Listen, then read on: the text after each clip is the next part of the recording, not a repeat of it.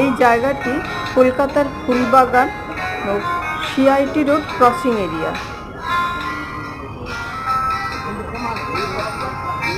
ফুলবাগান CIT road crossing area গুরুত্বপূর্ণ কারণ এটি কানেক্ট করছে নর্থ ইস্ট কলকাতা এবং CIT road, Narkeldanga main road, Sealdah Beleghata main road.